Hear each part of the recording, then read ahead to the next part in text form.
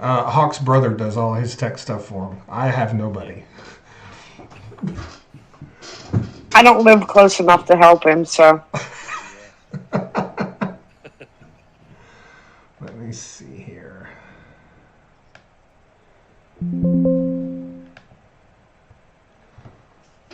How you feeling, man? Pretty good. I'm doing all right. I kind of got a little bit of a crud a while back, but luckily it went away after a couple of days. A lot of people getting the crud lately. Yeah, it's been going around in my part of the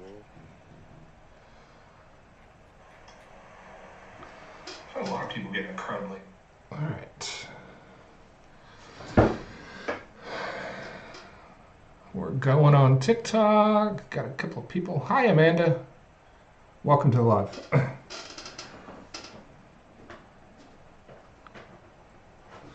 I had a radio interview this morning and they were having technical difficulties and it was a freaking nightmare.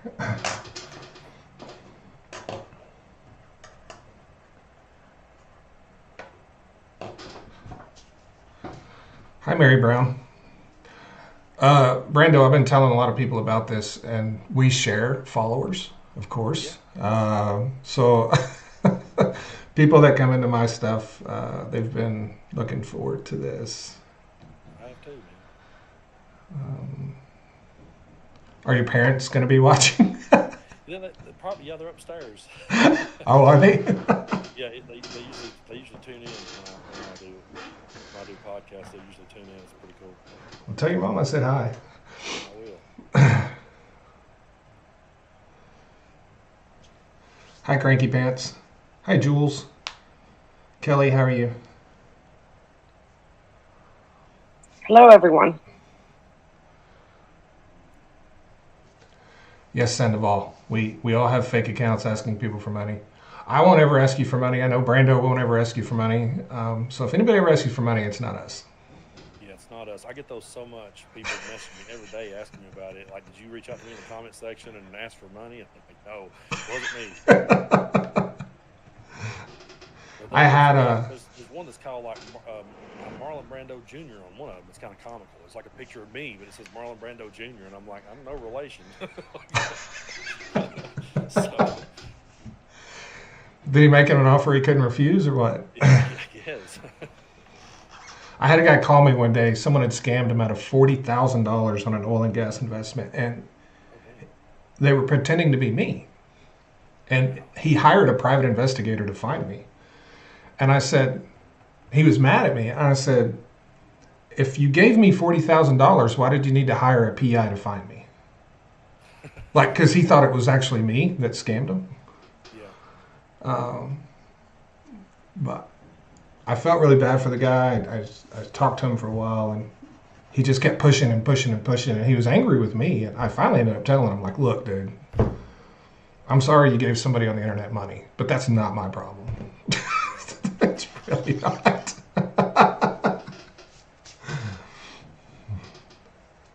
There's so All much right. of that stuff out there. I see so many creators I follow that's got like 50 different, fake accounts. It's Yeah. sometimes. You can't get rid of them.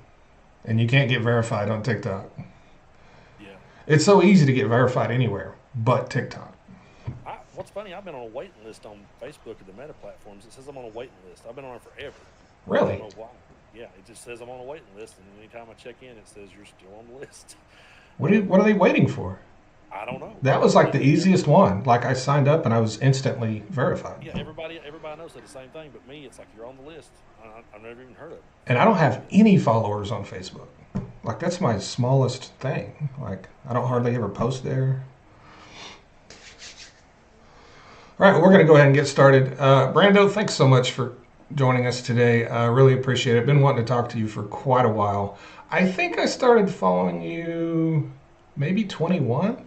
Were you on TikTok in 2021? Yeah, that's pretty much when I started. You were one of my early follows when I got on TikTok. I can't remember if I got on TikTok in 20 or 21. Jill probably knows. I don't know. But I think I first came on like in 2020, but I was just kind of posting music stuff, and then I didn't really start posting politics and stuff like I'm doing now until like 21. But I think I got TikTok in 2020. think that's or maybe earlier than that. I can't remember. Herd says, Brando, I love your content. Been following you forever. Keep up the good work. Thank you. So yeah, you were one of my early follows because I think you're a lot like me. Like you're an average guy that just speaks plainly. And that's something that I really appreciate that you don't find very often on social media, let's be honest.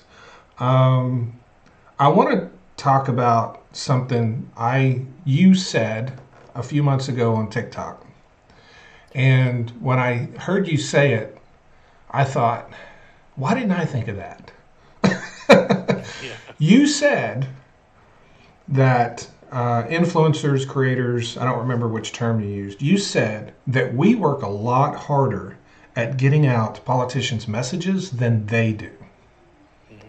And I was like, no shit. Like, why has that not occurred to me? But I think you were talking about how easy it was to be a right wing creator or influencer because you can say anything. There's no consequence. People will believe you. You just make up. But that really struck a tone with me because I work really hard putting out a message, and I'm not, you know me, I'm an independent, so I don't really consider myself putting out a democratic message. I consider myself putting out a common sense message. And I feel like that's the message you put out too. But Yeah. how frustrating is that for you that you feel like you're working harder than the people that represent you to get their message out? It's super frustrating, man, and I felt that way for a while because we're every day people like us, regardless of where you kind of fall on the political spectrum, whether you're a Democrat or independent, whatever. We're all talking every day, making content, doing several videos a day, and it just feels like that there's this disconnect between us and the establishment. It's like we're over here saying all this stuff and going to bat for them all the time, and then it's almost impossible to get any of them to come on your YouTube channel or speak with you. Like to get through to them is impossible almost. It's like it just feels like that. A lot of times, we're talking more about the issues at hand and how people are feeling about those issues, whereas they just seem to be given the political politician answer. That just it's been recycled so many times. So, yeah, it's always felt kind of frustrating to me that they don't listen. They don't feel like they're listening to the ones of us who are talking loudest. Can you is there a way you can turn your mic up a little bit? Yeah, let me see. I was just going to say something. Oh, wow. Okay, get a little Jill closer. is really loud compared to Volume Brando. up, see if that helped. Oh, that's a lot better. Okay, cool. Yeah, I watch politicians speak and I'm like, why are you saying that? Like, that's not what you should be saying. Like, just talk like a person. Quit talking like a robot. There's so many times that I've heard, like I've sat around and talked with people that were like-minded or had differences of opinion, whichever, and we're talking about the issues, and then you hear the politician talk about it, and it don't sound at all like the conversations we just have sitting around with one another. It's like those two aren't going together. And you say what you will about MAGA, I'm not trying to give them any credit here or props, but like they've built a community amongst themselves, speaking that, even though it's bullshit, they're still doing it. And it's like, but meanwhile, guys like us are talking, and it seems like a lot of the politicians are just sort of disconnected from us. They're completely disconnected. Completely disconnected. Did you ever think, like when you first started making video form content, did you ever envision where you would be today? I certainly didn't. No, man, it was so out of left field to me that I still scratch my head to this day about it. I was a musician. I started playing music back when I was a teenager in garage bands and things like that. And then after I got out of high school, I didn't go to college. I just went out and played in dive bars, and joined one cover band after another and played around this region, just traveled around and done my thing for the longest time. And I don't know, when the pandemic happened, it was like all the gigs got canceled. Everything stopped. And I was kind of burnt out on music, honestly. I was kind of reaching a point where I was just really burnt on the whole thing, but I was still trying to keep on going because it's all I knew. And the pandemic made me kind of stop and I had to rethink things. It was like, because all of a sudden I got plenty of time at home to sit and, So a friend of mine actually started up an independent radio station in Knoxville, Tennessee, and he asked me if I'd want to be a DJ, and he told me, he's like, I don't really want to talk politics or anything. He's like, but would you mind, just doing like an hour and just playing some local music and promoting some bands that was putting out albums during the pandemic? And I said, yeah. So I started doing that, and I enjoyed, just having an audience to talk to about music and things like that. And then I had the TikTok app on my phone, and people had told me about it, and I'd posted some music videos of me, playing guitar in the studio or like tracking a lead solo or something, and it might get 20 or 30 views, like that. Nothing was really happening with it. It was just sort of there. And then a guy named Tyler Childers, I actually haven't had a shirt on, but he made a album called Long Violent History, and in it he was talking about police brutality in the song Long Violent History. That's the record actually hanging on the wall behind me there. And he put out a message along with it, just saying that, have you ever stopped to put yourself in someone else's shoes and maybe look at it from their perspective? And I thought it was a very thought-provoking song and a thought-provoking message. But he's from Southeast Kentucky, which is where I grew up too. And people just started crucifying him, started calling him woke, saying he's going to never go to one of his shows again. And I just made a random video talking about, well, actually, I sat down first and typed out a big long-winded Facebook post. And I said to myself, no one's going to read this. This is going to be one of those things where people will see it. No one's going to read this long-winded post. So I just deleted it. But I sat there in my chair out in the yard, and I kept going, I really wanted to say that. I just really wanted to get that point across. And so I just set my phone up and propped it up on my grill. I just propped it up and just made a video just defending that album and basically saying, hey, this guy's one of us. He grew up with us. Why not just hear him out? He's just trying to make a point. There's no point in canceling him and going crazy. And so I did that, and that video just exploded. And I was kind of confused. I was like, I don't know what I did. And people kept saying, you need to do more of that. And I said, what did I do? And so, right.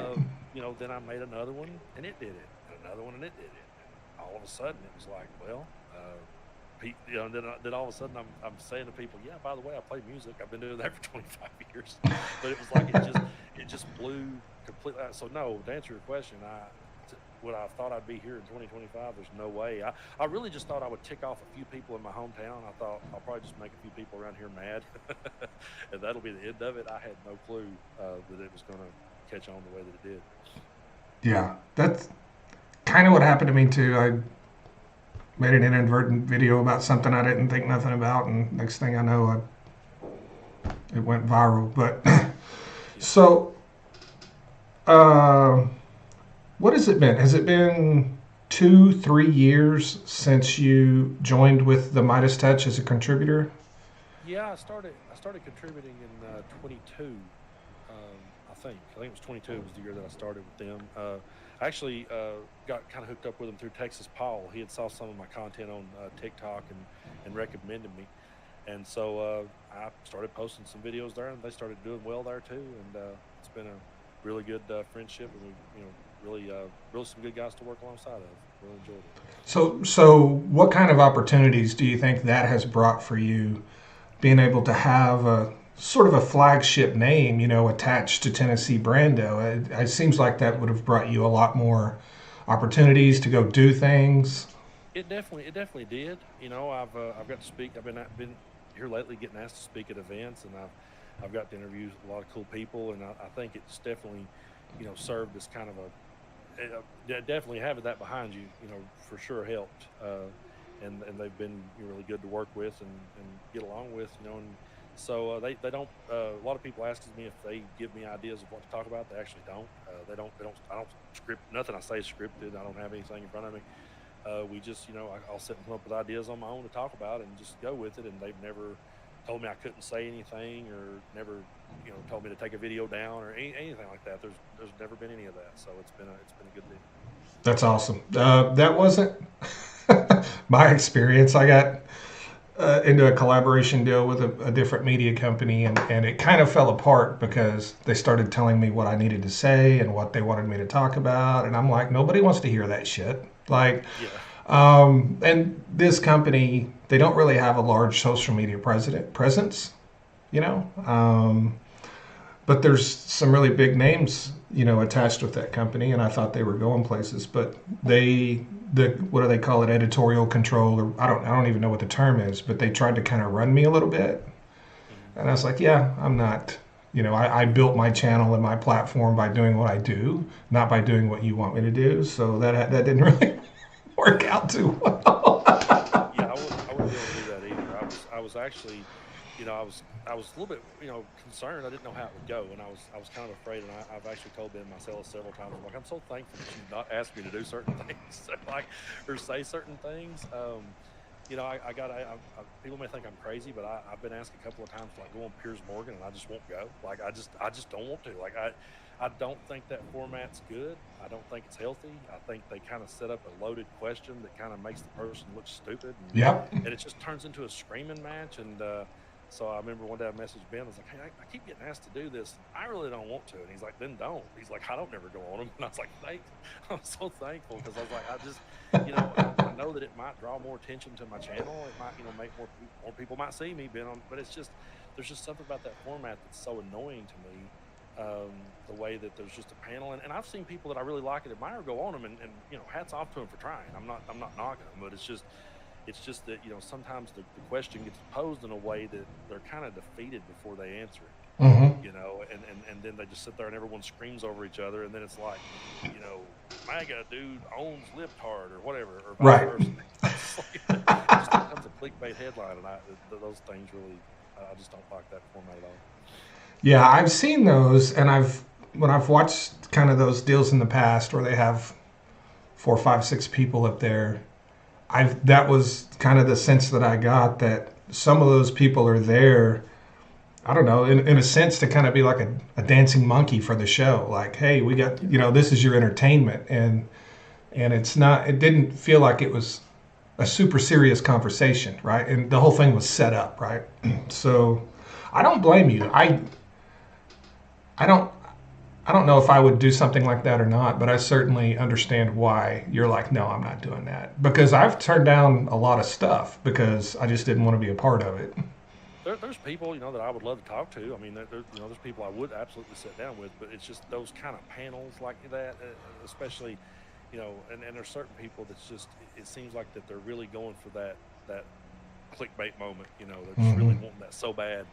And I just don't want to sit and have someone scream in my face. It's like we can disagree all day long, and you may make me think, and you have. I mean, you're a person that's really made me think. That's one of the reasons why I started following you, because I'll be brutally honest. I was ignorant on oil and gas, and I said a lot of looking back at it now. Back when I was younger, I remember back during the Bush administration, and early on, I'd have been like in my early 20s right there. And I remember one day telling my uncle about it. George Bush is driving up gas prices. That's George Bush's fault. My uncle, my husband's got nothing to do with that. And he started kind of breaking it down for me. He's no longer with us. If he was, he would love you, because he was always like, there's so much misinformation about oil and gas, And so, I love when someone, says something that challenges my way of thinking, or informs me on something I didn't know. But I don't want to get in the shouting match on a panel. Right. So I'm guessing, right now, it doesn't take a genius to figure this out, but you're an Appalachian progressive, is what you call yourself. I'm guessing there's not a lot of Appalachian progressives, and as in relation to Appalachian conservatives, I'm sure there's quite a few Brandos running around, but you're way outnumbered in Tennessee, obviously. We really are, yeah. I say to people all the time that, like, the people in this part of the world that's got a more progressive viewpoint, or even an independent viewpoint, we know each other on a first name basis. Mm-hmm. There's just so few of us, but there's a lot of good people here, and a lot of people that are out there, trying to do better, and wants to see it better. But we're a blood red state here. We really are, and I've got to go to some of the special sessions that the Governor Bill Lee here in Tennessee's brought together, and attend those and see them in person. And it's a completely different feel when you're sitting there watching it in person versus watching it on TV or watching it on a video. It just has this feeling of like, it just comes off like, we don't care about you. Your opinion doesn't matter. They just come out and come down with the gavel and walk away. It's kind of almost like an auction happens, and it's just like, wait, did we get what we wanted? No. It's over. It's just. But I've met so many good people. But yeah, we're definitely outnumbered. It's a blood ruby red Bible Belt place here. A friend of mine visited from out in California and lived up near in the northern part of California, near Sacramento. And they visited here and drove through the country with me. And I was like, I have never seen so many churches in one spot in my life. I've never seen that many in a row. And I was like, yeah, they're on every. I mean, you can't. If you drove through my part of the world and you just look for like churches, Dollar Generals, and funeral homes. That's we're just loaded. So Yes. so yeah, it's very blood red here. You'll see signs on the side of the road: "Prepare to meet God. Jesus is coming soon." And if you didn't know any better, you'd think this was the birthplace of Jesus. You really would, because Yeah. it's just so in your face. And I think that's a lot of the reason why that I kind of come out swinging from the other side so hard is because it's so loud where I'm at. I've always, back when I was younger, I always had a mindset of like, it's not about a political party to me. I don't, but I don't really want to be like, because there's so many times the Democratic Party's absolutely let me down. Um, but I think a lot of the reason why I end up swinging from that side of the fence more is just because it's so loud here, that I feel like I have to. If that makes any sense. Right. That's how it is where I live. Every county in my state voted red. Only state in the country where every single county voted red. But there's a church on every block. There's casinos. I don't know if you saw, a while back, I took my son to my hometown, which isn't that far away, to show him where I grew up. Because my son isn't growing up like I grew up. I grew up very poor, and I wanted him to see where I came from. And my house is gone, and there's a Dollar General there. I made a whole video about how I took my kid to go see the house I grew up in, and now there's a Dollar General there. And Edwin McCain even wrote me a song about it because he saw my video, and he's like, "I'm gonna write Matt a song about going That's to." awesome. Yeah, I've actually communicated with him a little bit here on TikTok. Oh, it's pretty wild. One He's a day I great saw him guy. comment on. Yeah, he really is. I saw him comment on something one day, and I think I may have seen part of that, or I saw him go back and forth with you because like, at first I was like, is that really him? And then I was like, wow, it is. So it's really cool. Yeah, I met him on TikTok. He commented on one of my videos, and I replied, and he just, you know, he he's just no musician. Like he doesn't, he'll talk to anybody. He doesn't care. I think, There's a songwriter. I don't know if you're familiar with him, but his name's James McMurtry. His dad was Larry McMurtry, who wrote "The Lonesome Dove." But James McMurtry's got a song. I can't remember the name of it, but he says there's a field out on the other end of town. He said it looks like a Walmart waiting to happen. And I always love that line. I always love that line. I was like, it's a Dollar General waiting to happen around here for sure. yeah. So I don't remember when it was. I didn't realize that you had a big YouTube channel here until not too long ago. I had noticed that you weren't posting on TikTok as much. I don't remember when that happened, but it just occurred to me one day, I'm not really seeing Brando on my FYP that much anymore. And I actually went looking for you because you got your link tree on your TikTok. And I went to your YouTube, and it looks like that's where you're focusing a lot of your social media content now is directly to YouTube. Yeah, it really is. Is that something you started a long time ago, or? Well, yeah, I did start the YouTube channel a long time ago, but like I said, it was just music, and I had a couple of thousand subscribers. Really hadn't took off, but the TikTok, for me, TikTok did blow up first, and that's where my following was, and I was pumping all my content there. But then I just started getting community guideline violations and getting account warnings and getting shadow banned. And that was like, I've never actually, knock on wood, I've never been fully banned, but I just end up, like, I'll post a video, it'll just sit there with like 0 views or maybe 10 views, it won't go anywhere. And then I'll get a guideline violation, I'll win the appeal, and they say, "Oh, we're sorry for the inconvenience. Your video is fully restored." And then I get another one, and it says, "This is your 3rd strike." And I'm like, "Well, why are those strikes still counting against me if I won the appeal?" It's just been so frustrating. And then the YouTube really started picking up. It just kind of started snowballing for me, and I went, "Well, so far it's not been that way at all for me." And I was like, "I'm just going to focus more here." I still watch TikTok every day. I still get on it. I still have the app, and I'm a lot of times I'll see your videos or Hawk or somebody, and I'll hit the repost button. Really, really enjoy. I think there's a lot of good creators there and people that I really enjoy their stuff. But I just kind of, when that was started snowballing for me, and I realized and that's been doing pretty good. And then my Substack, I've been writing over there, and that's been doing okay. So it's like I've just kind of been focusing more on like YouTube and Substack and my Patreon and just things like that. And Mhm. whatever, like as far as the meta platforms go, I got a friend of mine that just kind of helps me, moderates and shares my stuff, like my links over to that, so people will see it. But I don't really post like original content hardly to Facebook or anything. Hardly ever. I mean, every once in a while I will, but it's just um, that one for me, like Facebook, has kind of become the most toxic. It just seems like a dumpster fire, really. Yeah. And so I don't know. I just sort of ended up on YouTube and just kind of put more of my energy there because it was working, and I wasn't having to fight off all those guideline violations constantly. I know, and it's for me, it's hard to grow on YouTube. I mean, I'm growing, but that's fine. I don't have to worry when I post something if it's going to make my account disappear. Yeah, I've yeah. never had a problem with YouTube.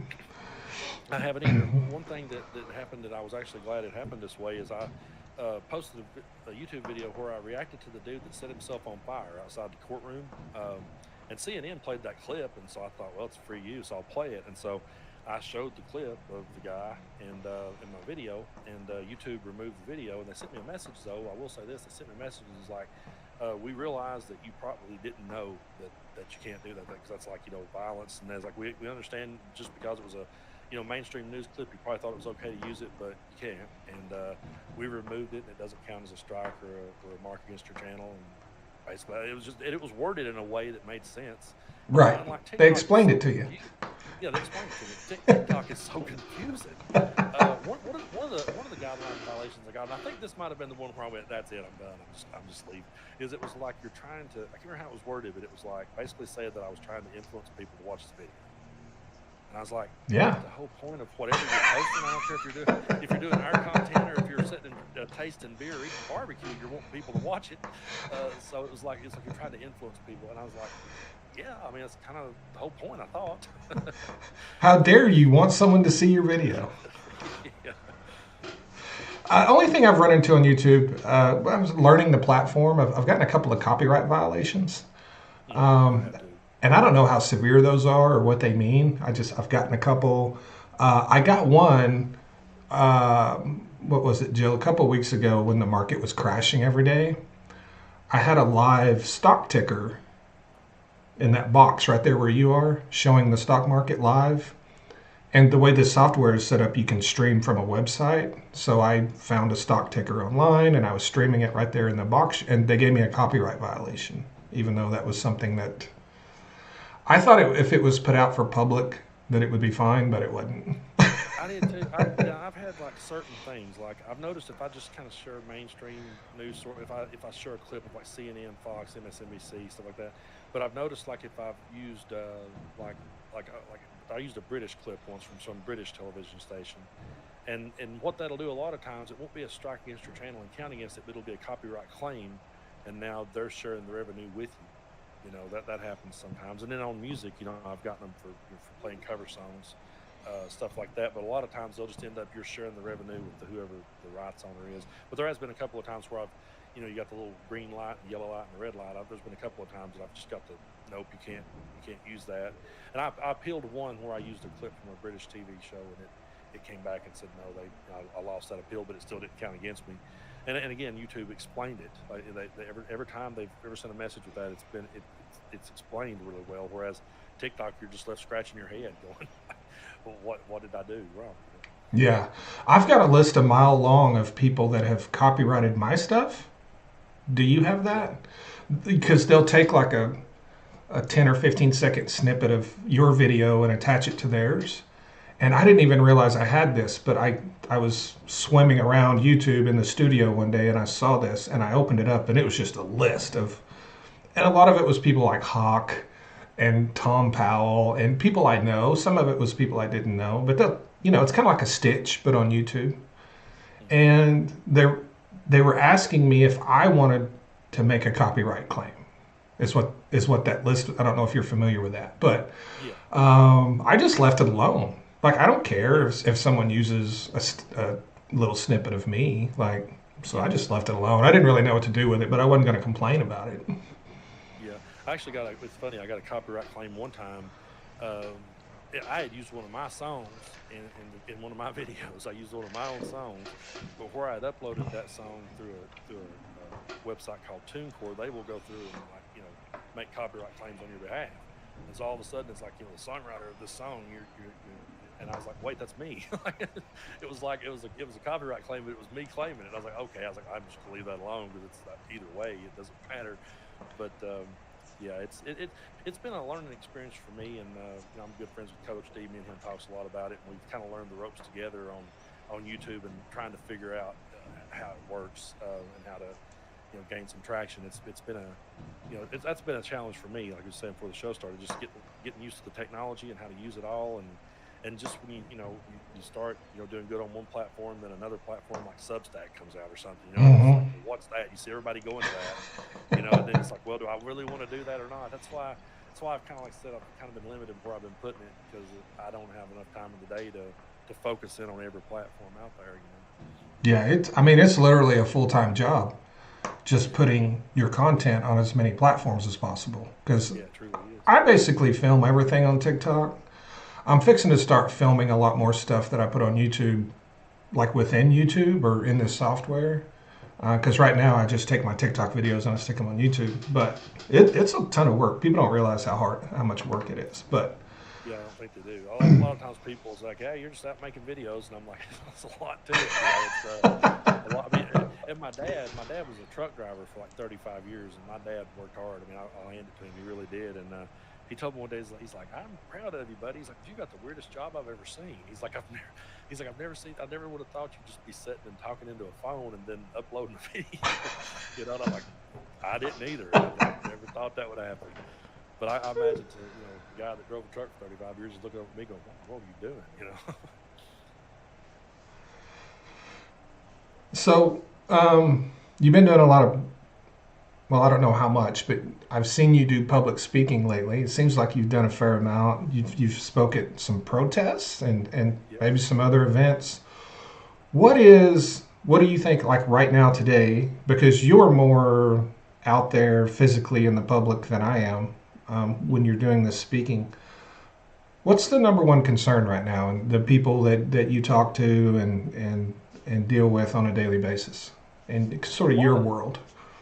Yeah, a lot of people that I run into, especially here in Tennessee, when I'm out at protests in Tennessee, a lot of them's worried about Doge and what's being cut out. And a lot of people's worried about, their Social Security, their Medicaid, Medicare, and things like that. That seems to be what more and more people are talking about. And a lot of the protests I've been to, I've seen way more signs of people protesting Elon Musk than I have Trump.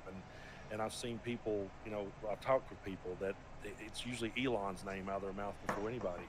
And they're just worried about, what they're going to lose. And, like I said a minute ago, my dad, he's an over-road truck driver, not over-road, he's local, but he was a truck driver for 35 years. And, now he's retired and lives off of Social Security and stuff. And he's not in the best of health, so he's concerned about what he might lose.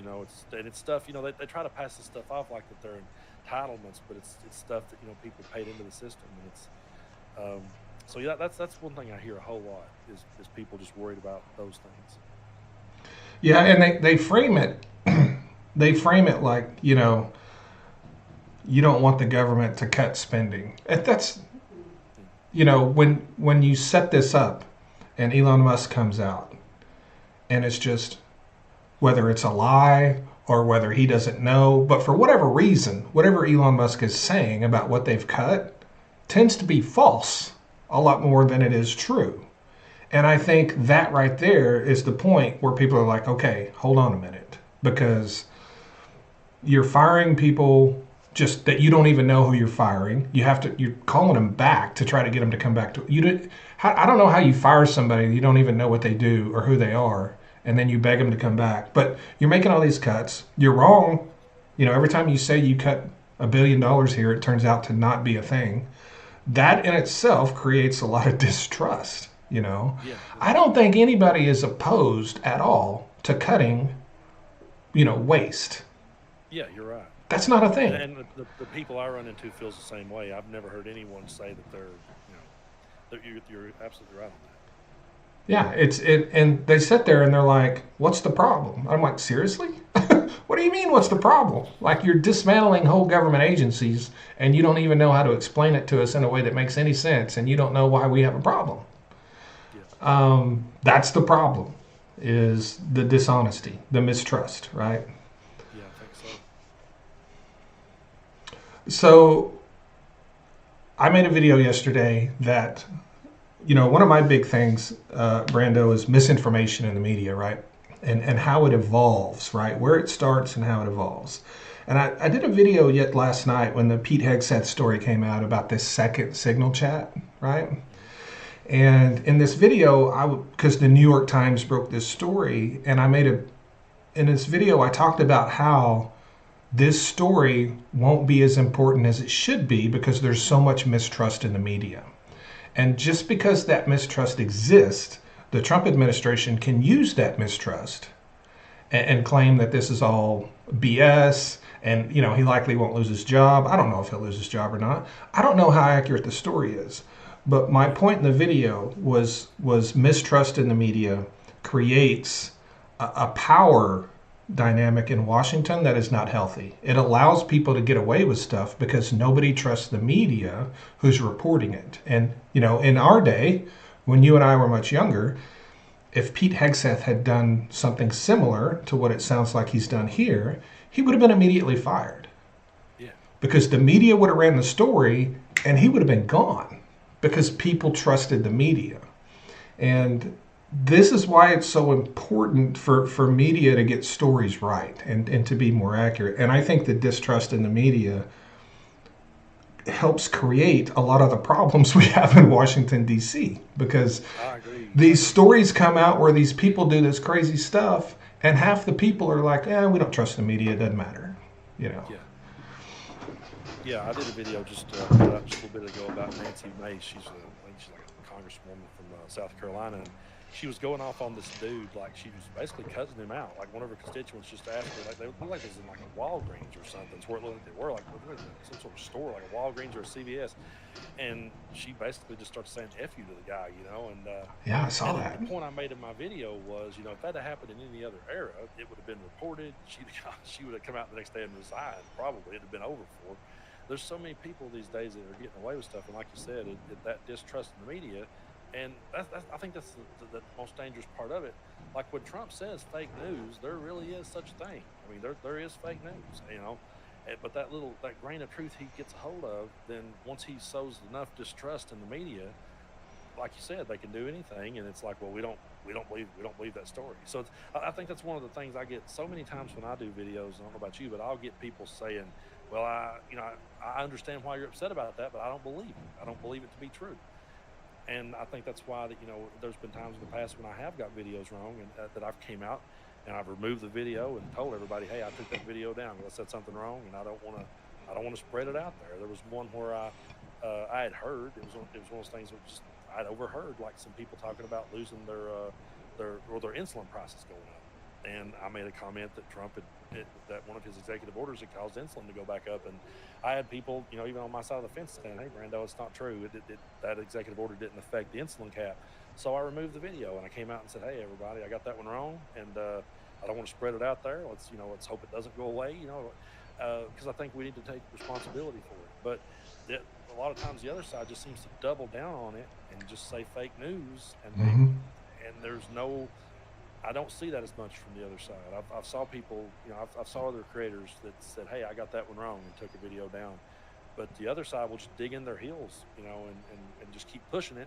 And yeah, you're right. There is distrust in the media. That's one of the hardest things to get around because, I question stories too. I mean, every time when I hear something, I'm questioning it. And there's a lot of times, I'll have someone send me a link and say, hey, Brando, you seen this? And I read it and I say, well, hold on, before I talk about this, let me read a few more angles. I get to develop an understanding of it before I talk about it. So I've had people ask me why I didn't talk about certain subjects, and the honest answer is it's because I don't know enough about it to talk about it, and I don't want to put something out there. I'll give you my opinion on things, and that's pretty much all I'm doing. I'm just kind of reacting to things, but I don't want to. There's a whole lot of things I've kind of steered clear of, subjects that I've steered clear of until I had a better understanding of it. No, I'm with you 100%. I get asked every day to talk about things, and people get upset with me if I don't talk about certain things, and I try to tell them, like, if I can't gain a good understanding and confirm the facts, then I'm not going to talk about it, because I've probably taken down maybe 4 videos in my 4 or 5 years of doing this because I got something wrong. And I'm just like you. If I get something wrong, I'll take it back and I'll make a retraction and I'll explain what I got wrong and I'll explain what the correct thing is. And you have to do that. You absolutely have to do that. And if anybody ever does that, to me, that's an even bigger thing than getting it right the first time, right? Admitting you're wrong and just clearing it up is a huge thing. Like I wouldn't care who it was. I would praise anybody that did that. And I've had to do that a few times myself. And I think you cannot expect media to get it right every time. But what you can expect media to do is to eventually correct it and not double down on it like you're talking about, like Fox News does and Newsmax. Like even when they know they're wrong, they'll make it even more wrong to defend themselves in it. Like they'll just double down on it. Yeah, and one thing I've noticed, like with platforms like in podcasts like Joe Rogan, I used to watch Joe Rogan years ago. I thought he was a good conversationalist. If he had somebody on there that I enjoyed, I would watch it. If it was somebody that I liked, I remember I watched an episode where he interviewed Dan Akroyd, and I've always been a huge Dan Akroyd fan, and I like Jake the Snake, the wrestler, and I was like, I'm going to watch this. This guy's talking with him. But a lot of times what he'll do, he'll bring people on his show, and they sit there and talk, and he just lets them say whatever they want to say, completely unchecked. They can say anything. And then if someone catches them and corners them in some misinformation or whatever, he'll just say, well, I'm just a comedian. We're just some people sitting around talking. And I'm like, true. Yeah, I mean, I want to have conversations with people too, but you're letting these people say this stuff. Yeah. And it just gets out into the world, and then people believe it because they heard it said on something like that. And you hear people all the time, I heard it, read it on the internet, or I heard it on a podcast. And, there's times that I've heard stuff that, that I've thought to myself, even though it was totally believable, there's been times where I said, wait a minute, I'm going to dig into this a little bit further. Is this just, and it would be something far-fetched, or it might even be a piece of satire, and I'd be like, okay, I'm glad. And there was one time that, I'd made a video, and I hadn't released it yet. I can't remember now exactly what it even was, but this was one of the only times where I'd made a video and was going to release it. It was something that Don Jr. had said, or actually it wasn't. What it was satire. And I reacted to it as though he really said it. And one of the Midas guys sent me a message like, hey, it turns out that article, have you released that video yet? And I said, no. That's like, well, that article was satire. And I was like, oh. And I went back and read it again and looked into it, and sure enough it was. So I just deleted the video and didn't put it out, But it was something totally believable that he would say. Right. Whatever it was totally believable. But the funny thing is, there's people that would have went ahead and put it out there. And I never will forget. I don't know if I've ever even made a video about the story, but one time I was asked by a group that was like a historical society. They wanted me to do like some music stories for this town. Like do stories about like who came to this town. And I was like, okay, that'd be fun to do. And so there was a story like like an old legend, old rumor went around that Jerry Lee Lewis came to town and set his piano on fire and pushed it off the stage. And I'm sure he's done that at some point in his life, but it didn't happen in that town. And so I was like, I looked into it, really dug in. I went and interviewed people that had went. And I was like, no, man, he didn't do that. No, he stood on the piano bench, he played, he rocked it out. He didn't light the piano on fire, and he didn't shove it off the stage. So anyway, I go back and told him, I was like, hey, that story about Jerry Lee, I was like, it really ain't true. And the guy said, well, but you can still write a story about it. He said, it's a piece of interest. He said, it's interesting to people. And you could say that people said he did. You could say that that's like the old rumor and the legend, and that will just bring more attention to our exhibit here. And I was like, yeah, but it ain't true. It's like, I don't really want to take part in writing something and making this up like that, just because some guy said it. I didn't feel comfortable doing it. So I didn't write any of it, because I was like, if you want me to like twist and manipulate a story just because it's interesting, me and you can sit here for the rest of the day, man, and do that. We can come up with all kinds of stuff that people find interesting and pump it out into the world, but it wouldn't have a word of truth to it. And so I've never wanted to take part in things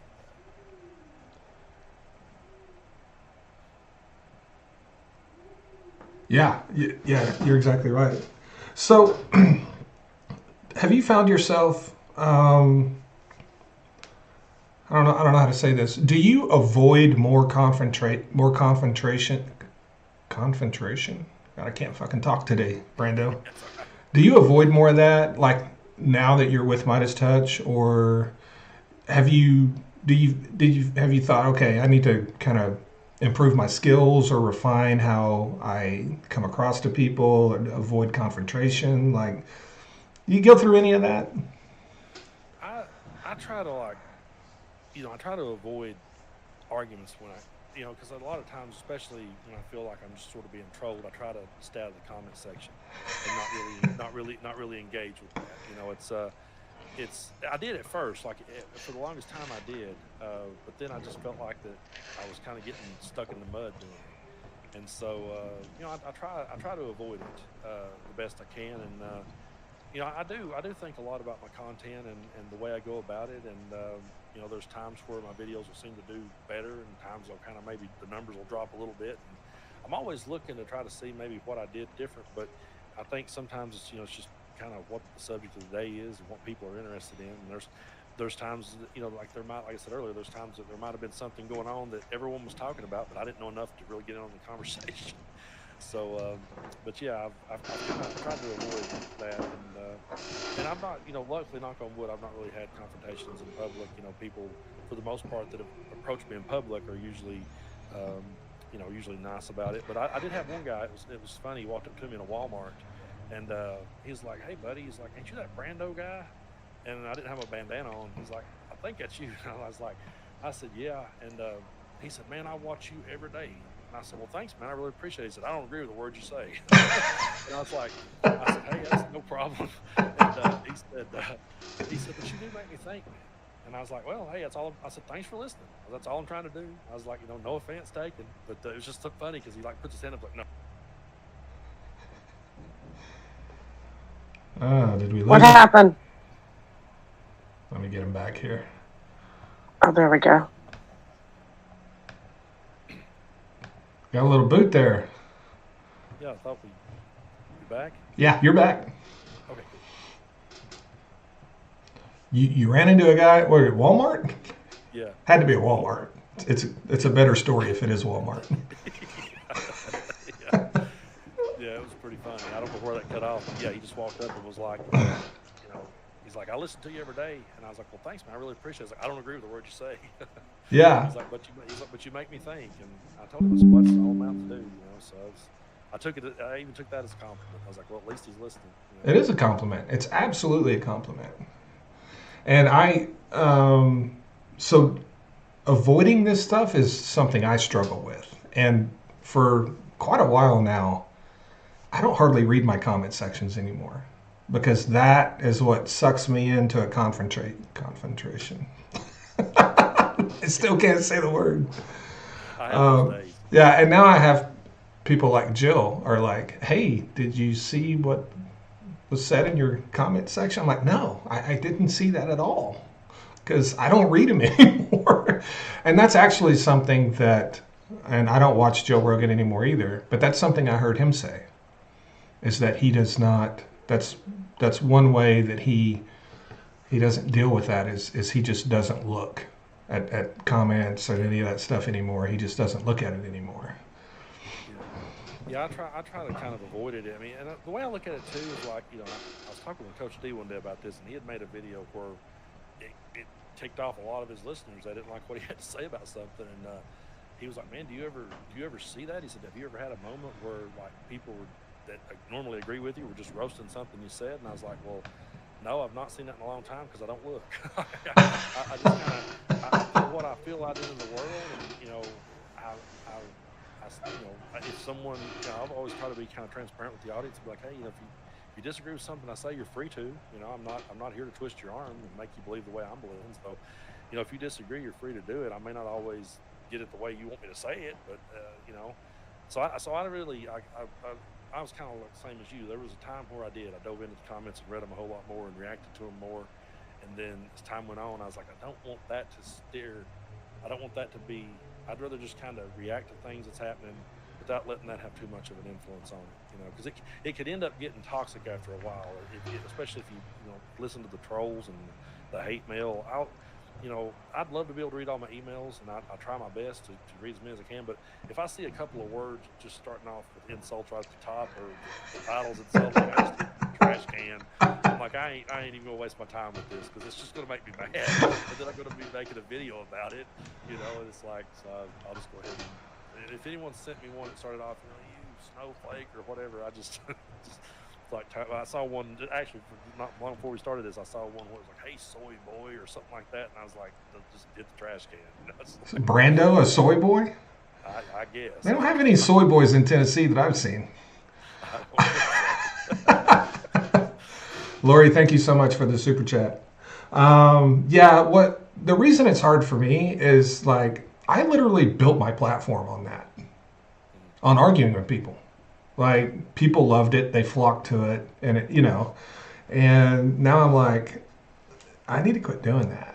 But I think you're kind of in a little bit of a different position. I mean, you're dealing with oil and gas content, and what you put out is factual, and I've always admired that about you, and I've admired, I mean, I've looked in to see what, like, hey, let's see if this guy's telling the truth. Like when I very first discovered you, I was like, oh, let's see if he's, and I would go look what you set up, and there it was. The facts was there.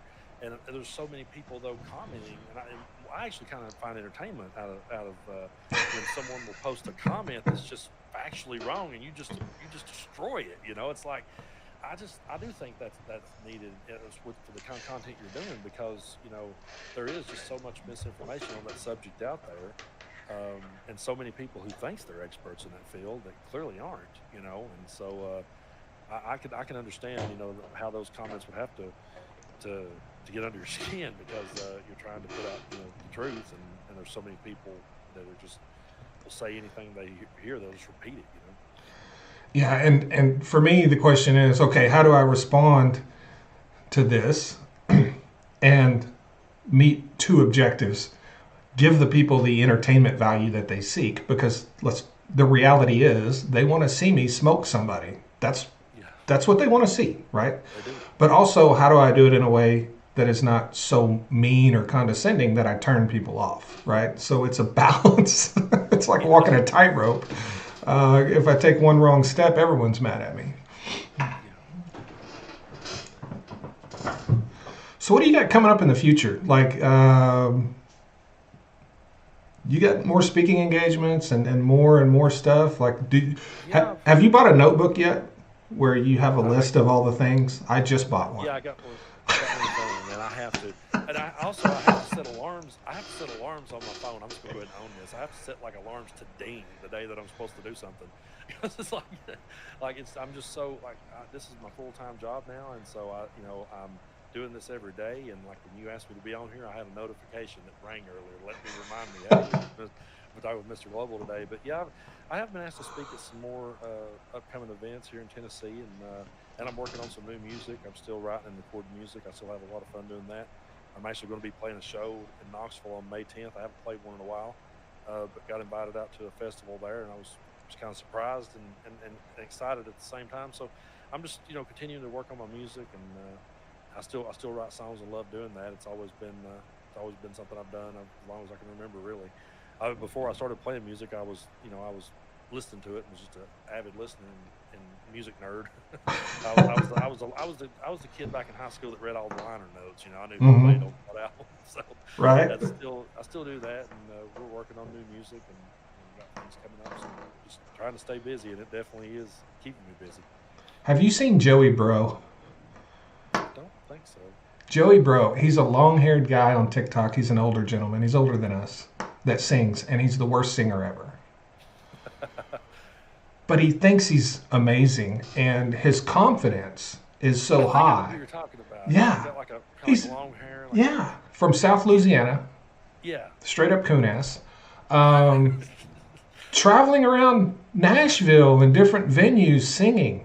And he is the worst singer ever. But he's so entertaining because he has this confidence, and he fears nothing. Joey fears nothing. There was a band on YouTube. I don't know if those videos are still on there, but I used to watch them all the time. They were called The Worst Band Ever. And it said Worst Band Ever, like Butcher's Pink Floyd. I think that was they play Comfortably Numb by Pink Floyd. And that video went viral, and they ended up getting hired. People would book them to play at parties as a prank and a gag joke, And they literally started making money because they were so terrible. But I remember watching that the first time and just rolling laughing, because that guitar solo in Comfortably Numb is still one of my favorite solos ever. Yeah. And the guy just is ding, ding, ding, just it's just so bad. But they're doing it with they're doing it with confidence, and that's one of those moments where, as a musician, I remember I had a lot of mixed feelings about that, because I was like, oh man, I was like, so here, those of us that have really worked hard to try to perfect that craft is like being outshined by somebody that's terrible, but they're confident in the fact that they're terrible. I know it. Got a super chat from Dying Breed Garage. He's also one of your followers. Can you see the chat, Brando? Or do you just... Okay.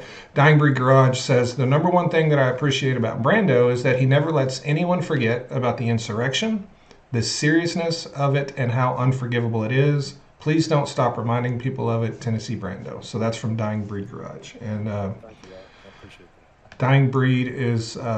he comes into my life quite a bit. He's a car guy. But that was from Dying Breed. I'm probably Joey Bro's biggest fan.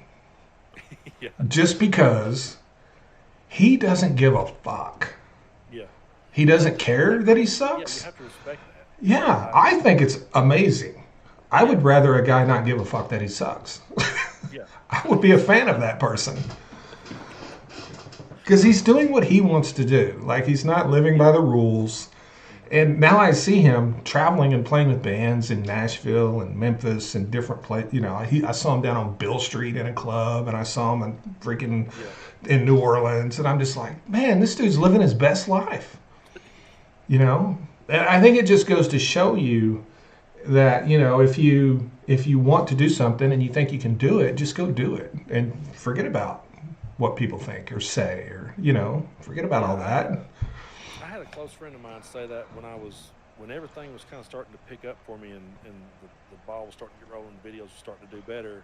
A friend of mine, Cecilia, plays bass in the band with me. We was kind of talking about what to do about it, because like I was starting to tick off a lot of the bars I played at. They wouldn't book me to play anymore, and so I definitely had ticked some people off, and so it was kind of like, well, how do you go about it? And she said to me, she said, you know what? She said, I think you just need to lean into Tennessee Brando and just embrace it, just be that. She's like, the harder you lean into it, I think the better off you'll be. She said, because you can't walk a fence on this. She's like, you've already put yourself out there, and now you're not going to be able to like dial it back and be somebody else over here. She's like, it just wouldn't even make sense. And I said, you're right. And I did. I just kind of, that's when I remember going across the platforms and just changing my handle on Instagram, and I love them over to that and just rolling with it. And I've had people say, you know, how did you do that?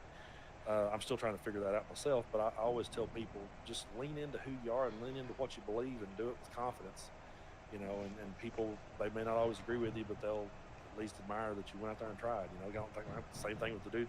So, Yeah. You know, it's like you just, if you lean into who you are and you're confident about it, you know, it'll I think it resonates more. Yeah. The first time I saw Joey Bro, I laughed. Yeah. I laughed at him. I thought, this is comedy gold, right? Yeah. And then I saw some more of his content, and I'm like, wait a minute, this guy's serious. Like, he's not fucking around. And then I was like, I love this. Like, this is even better than if it was comedy. Yeah. Brando's name on TikTok, I believe it's TN underscore Brando. Yeah, it is. TN underscore Brando on TikTok. It's Tennessee Brando on YouTube. If you go to his TikTok, he has a link tree in his bio. You can see everywhere he's at. He's got a really long link tree. I don't even have a link tree. I don't even know how that works. So I think I need to update mine. I think it might be a little out of date, though. But it's kind of been confusing to me too. But it's there. People can find me at different places. He's got Patreon on there, Instagram, Facebook. I don't know what all those he's active on every day, but his whole link tree is there. So wherever you're at, he's probably there. And Blue Sky. You on Blue Sky? Yeah, I've been on there. And I'll post content to it, but like I said, the meta platforms, I usually just kind of share the links to other stuff there.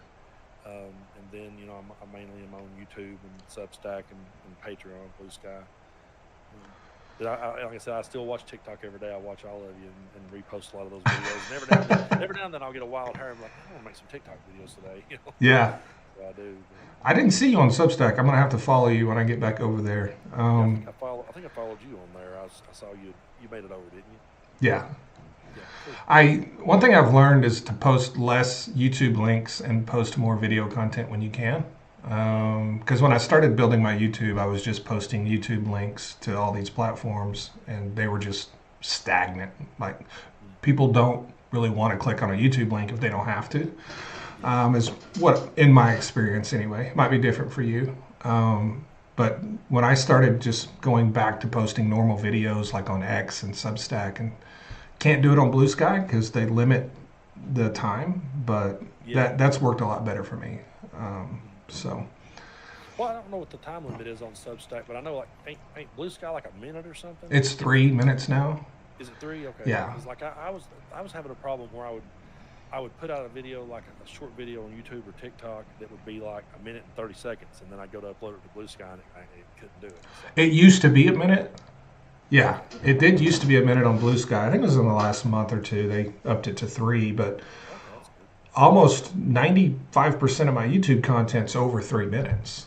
It's more of a longer form, like a lot of yours. I don't do a lot of shorts just because I don't know why. I just don't. But if I have one, I'll stick it on there. But Yeah. um, so next week, I'm going to Spring. Are you familiar with Will Westmoreland? The name sounds familiar. He's like a campaign and elections expert. He's a farmer from Missouri, Southern guy, well, more Midwestern guy. Um, he's been in politics his whole life, like as a political consultant. Pretty fascinating guy. I'm going to be in Springfield, Missouri next week. He built a studio to do his first podcast. But he's the Back 40 on YouTube, the Back 40 podcast on YouTube.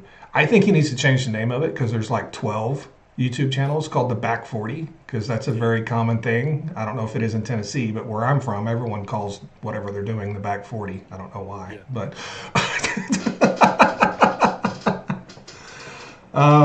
so yeah, I think you would like Will, is what I'm saying. Yeah. He has a lot Check of it out. he has a lot of connections in the political world. Mhm. I'm going to be the first guest on his podcast. His second guest is going to be Senator John Tester.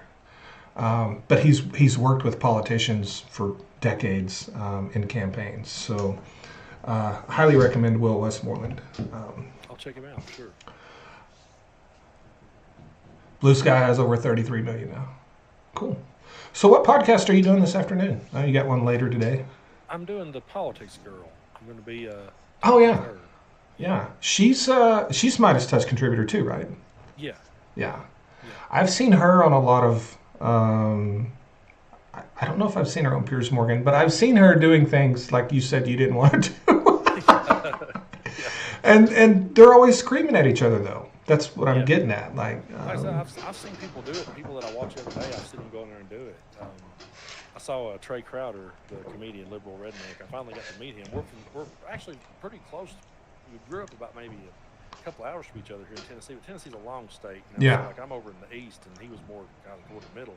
But finally got to meet him. But I didn't get to talk to him about this, but I saw him on Piers Morgan, and he just looked so frustrated the entire time because it was like I was like, I believe he was ticked off during that because it was just like the questions was kind of like framed to where you could see he was trying to figure out, okay, how do I answer this without stepping in it, right? And but yeah, I've seen people that I really like and like their stuff go on there, and some of them do a good job at it, and I applaud them for it. But it's just never really been my. I try to, like I said, I'll sit and think about my videos before I make them. I've pondered on it, thought about it for a while. Like I don't. And there's been times where like I've been going live on YouTube and someone will say, Brando, did you hear this just happened? Like this just broke, and I'm like, oh well, I have to check that out when I get off here. So Yeah. it's like, give me a minute on that. I'm the same way. When there's some huge story, it's probably 3 days before I'll say anything about it, just because I want to see kind of how it plays out. Because Yeah. it seems like a lot of times some huge story breaks, and within 24 or 48 hours, we find out some things about it that are the complete opposite of the original breaking story. So I'll kind of wait. Plus, I don't like posting the same thing everyone else is posting at the exact same time. Like, Yeah. I just don't like that. Like, I want to do something different than what everyone else is doing. Weren't you on Trey's, was it his podcast you were on? Yeah. I saw you talking about it, I think on a TikTok video, that you were going to do something with Trey Crowder. And I thought that was cool because Yeah. Trey Crowder's been around a long time. Yeah, he has. And didn't he he started as a comedian, and then he kind of moved his way a little more politics, right? Yeah. And believe it or not, I actually we didn't meet back then, but he was living in Knoxville and I was too. And I actually, believe it or not, did try my hand at stand-up comedy. I sucked at it, but I went out and tried some open mics, and he was there doing open mic, and he was funny. I mean, I enjoyed his set when he did one, but then one day he just made a, like a rant on his back porch, and it just went viral. And it was so funny because at the time, my ex-wife, we're good friends now, but she was at the time he did that and he blew up like that. She said, "That should have been you." She said, "You should have been doing that." And it was all the way back then. And I was like, "No," I was like, I'm just a musician. I just play music. I don't do that. She's like, "Well, you rant about politics in the kitchen all day long." She's like, she said, "You rant to me." She's like, "Instead of ranting to me about it, why don't you just talk to people?" And I was like, "No, I'm not going to." So years later, when I blew up like I did, she still to this day will give me hell about that joke. And she'll be like, "Hey, I tried to tell you, you should have did that a long time ago." Because I kind of always have been, just sitting around, talking politics with my friends and talking about current events, just Yeah. it's kind of always, I say that in my content quite a bit. It's almost followed in my family, my dad and my uncles and stuff almost followed it like a sporting event. I mean, it just was. It was just talked about all the time. I don't ever remember not talking about it. I can remember being a kid and hearing my grandfathers and dad and uncles and stuff talking about Bush and Dukakis when I was like probably 8 or something. Yeah. I just always remembered it, and it was something that was always talked about. So and I think that's been one of the most frustrating parts for me with the MAGA is that I just feel like so many of them came into the political conversation that had never talked it before. It's like because all of a sudden they're saying things and I'm like, that's not how government works, or that's not how it's supposed to be. It's like I think that's why I stay so on some of those subjects sometimes, because I'm like, wait a minute, hold on, that wasn't how it's supposed to be. That's and both my grandfathers was Republicans. They're not here anymore, but both my grandparents were Republican, and I'm like, I don't know, like I can't imagine my grandpa being for some of this stuff. I would hope. So some of it's just so far fetched. I go back to there's certain things I've heard Donald Trump say that I'll just say this. I know if I'd have said some of the things Trump said, if I'd have said that around my grandpa, he'd have backhanded me. Yeah. Like, what are you doing? So yeah. I remember, and some of the people here probably won't know what this means. I had a nanny and a pawpaw, right? That was my grandfather and grandmother. I'm from the South, and they lived in Arkansas, right? So that's what a nanny and a pawpaw, right? Like kind of like a meemaw.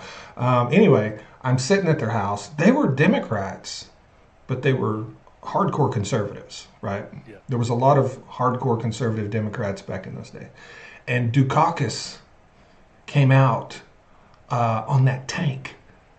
You remember that scene? Michael Dukakis, he got that stupid helmet on, and he's driving a tank, and Democrats hated Michael Dukakis. I don't know how he became the nominee. I don't. And my grandpa was sitting there, and he looked at me and he said, "Look at that dumb son of a bitch."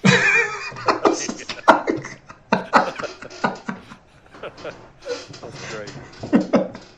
He said, "That guy's from Massachusetts. He wants me to think he drives a tank?" Yeah. That's great. And I think he lost worse than anybody ever. I don't remember, but I think he did. I think he lost like 49 states probably. He lost everywhere he went. Did he? I don't even know if he won his own state, honestly. I don't remember I that. don't think he did. I may be wrong, but I think it was one of those that just got blown out of the water. And one of those, like you said, looking back, you go, how in the world did he make it? Like, how did he get there? Well, so we didn't have anybody, right? Democrats didn't have anybody. Yeah. That happens a lot. Kind of like now. Yeah. They don't have anybody. And speaking of not having anybody, what do you think of Gavin Newsom? I have a lot of mixed feelings about him, honestly. I could see him being a contender. Like I could see him being a front runner. It seems like seems like he's kind of being groomed to do that. There's some things I like about him, and then others he kind of leaves me scratching my head. I don't know. He kind of here lately. I feel like I'm starting to see him give that politician answer. I just don't enjoy. Mm-hmm. So it's I'm maybe it's just because I'm next door to him, but I really like Governor Andy Beshear over in Kentucky. I feel like Andy speaks in a way that's more relatable, and he explains why he does things. Andy won re-election in Blood Red Kentucky. I mean, during the Trump years, and was able to get a lot passed. For the LGBTQ community, was able to do that in Kentucky. I think it's really just because he came out and spoke truthfully and told why he wanted to do it. Mm-hmm. And so I don't know. Like with Gavin Newsom, he seems like I could almost see him being kind of groomed to be the front runner, but I don't know. Like I don't know. I like the way Andy Bashir goes about speaking a lot better. Jill, aren't you a Andy Bashir fan? Wasn't that you that back in the? Didn't you like Andy Bashir, Jill? No. I mean, yeah, but that wasn't me that said that. Oh, I thought that was you. Must have been one of our other friends. You're really loud. Um, here's the thing. I have a prediction about Gavin Newsom. I don't know if it's a prediction, but I have a feeling. And so a lot of Republican influencers specifically are already saying that he's going to be the next president. Yeah, I've seen some of that. And I think that is a narrative that they're building, because here's what's going to happen by the time we get to a couple of years from now, 3 years from now, but when we're deep in the campaign for the next president, and this is going to be a big problem for Democrats if they nominate Gavin Newsom. In the next 2 to 3 years, California is probably going to lose 3 more refineries, and gas in California is probably going to be $8 a gallon. Yeah. That's what is about to occur in California. We have the Benicia refineries. They just announced it might close. The Phillips 66 refinery is closing. There's another Valero refinery that is likely to close. They're already way short on refineries. Gas is already nearly $5 on average in California. If this stuff plays out, and gas is in fact $7 or $8 a gallon in California, by the time we get to that next election, Gavin Newsom cannot win that election if gas is $8 in California. I don't think. That's just my opinion, right? Because that's what they're going to run on. Yeah. They're going to say, remember Joe Biden? Remember paying $5 for gas? Well, they're paying $8 for gas in California under Gavin Newsom, and he will lose. If that is, I predict, I'm not saying certainty, I don't think he can win a presidency if gas is $7 or $8 a gallon in California. No, I can agree with that, and I think I see a lot of the right wing influencers kind of shaping that narrative, and I almost think they're trying to steer it that way on purpose. That's what I'm getting at. They are, yeah. Yes. Yeah, they're trying to steer it that way on purpose. They want it to be him. Yeah, they want it to be him, and so they're saying he's going to be the next president. To already start instilling that fear into people. Yeah. But I don't know if anyone has connected future gas prices in California to the election coming up. I haven't heard anyone say that. But I know what's going to happen with gas prices in the future in California, and it's not going to be good, just looking forward. Because they already don't have enough refineries, and they're losing more, and it's not going to be good.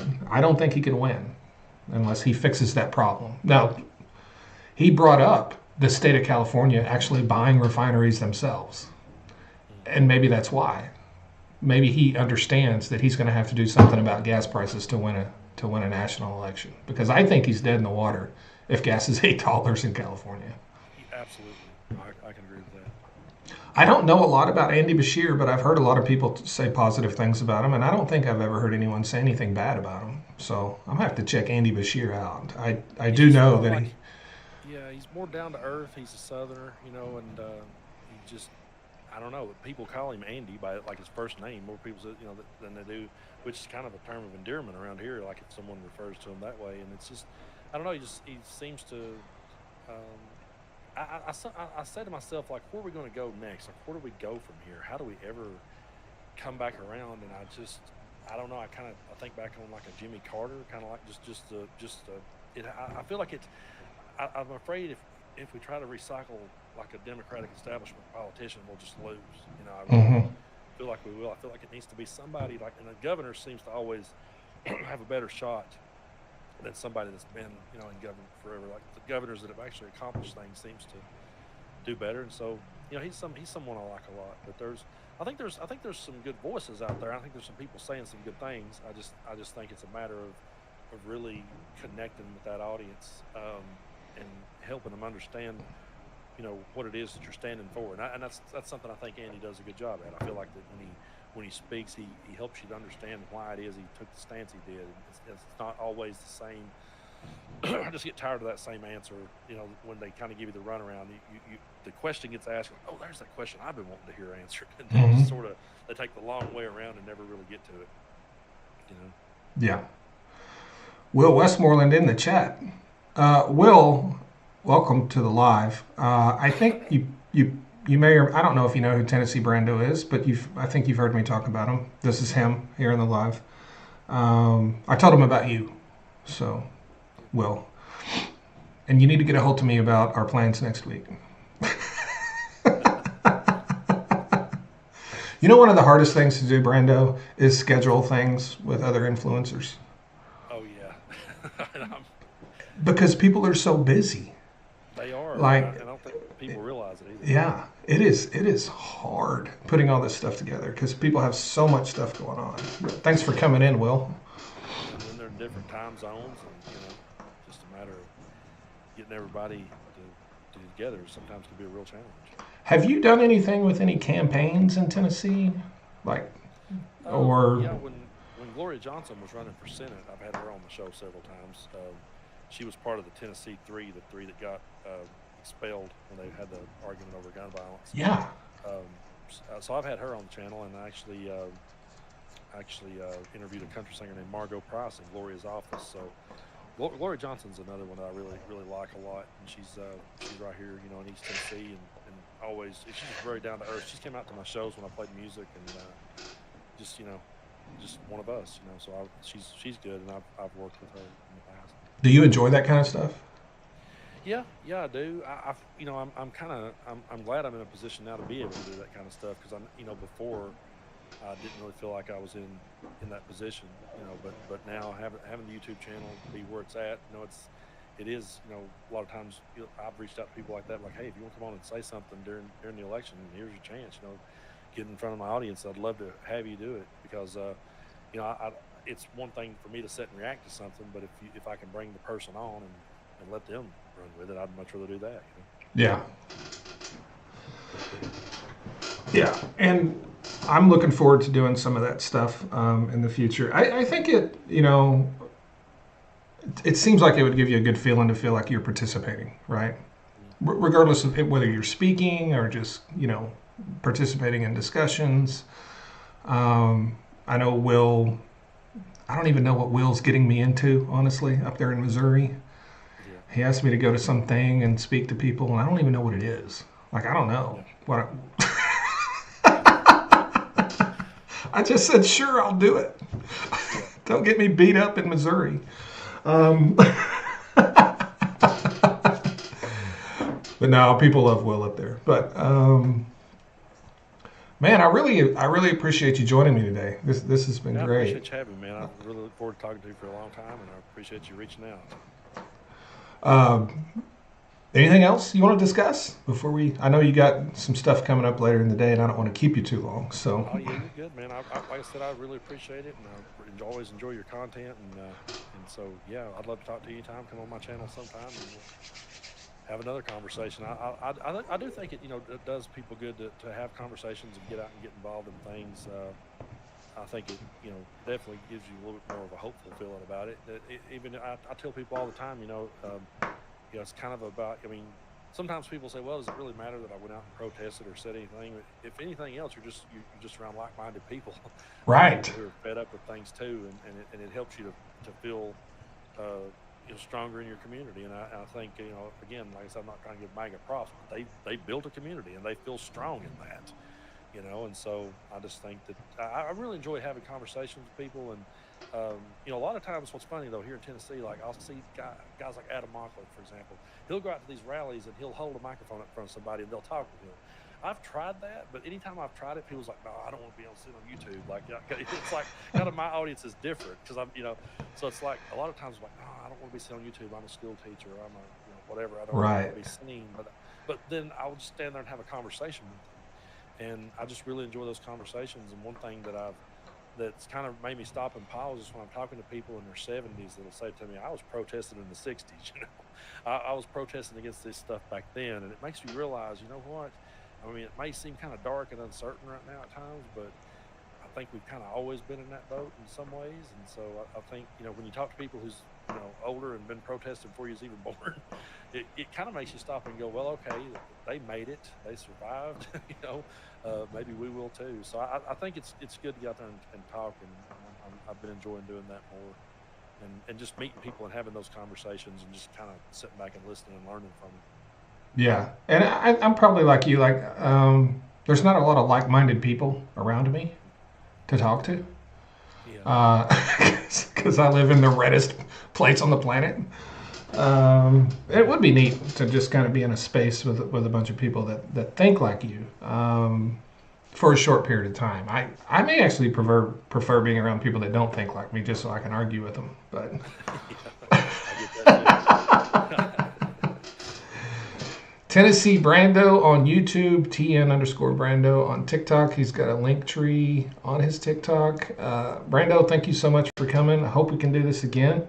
We will. I really appreciate it. And looking forward to seeing your further success in the future. It makes me really happy to see people doing things they love to do and succeeding, and couldn't be more happier about your success. I think it's awesome. So I really appreciate it. Keep up the hard work, man. You're killing it out there. So You too. thanks, buddy. All right. Thanks a lot. See ya. See you. Thanks. So I'm starting to think that you control our sound, our volume. Are you? Is that what you're thinking? Mm-hmm. I'm starting to think the app does. Why are you thinking that? Well, I'm loud, and I have an echo, and he was quiet. Yeah. So I think somewhere on the app, the volume is controlled. Right. So all of your audio inputs are through the same source and are set at the same levels. Does that make Wow, sense? there's something wrong with the app then. All right. Talk now. Okay. I still have an echo. Okay. Well, what's happening here that I'm seeing? Talk now. Is that better? No. Nope, still have an echo. No matter what I do with any volume levels on my software or on my computer, it doesn't change your volume. Anywhere. This is weird. Let me try one other thing. Let's see. Nope. Let's try it this way. There's one level I haven't checked. How about that? Okay. Ooh, Yes. now you're That's quieter. That's it. There you Okay. go. That's where you control everybody's volume. Now let me go to the other, because this isn't even a volume control. Okay. And he was at 58% on his volume control. Okay, I found it. See? Told you. Told you. How do I sound, everybody? Am I louder than usual? I'm echoing again. I'm fixing to turn you down some more. That's how you sound. Right, exactly. How's that?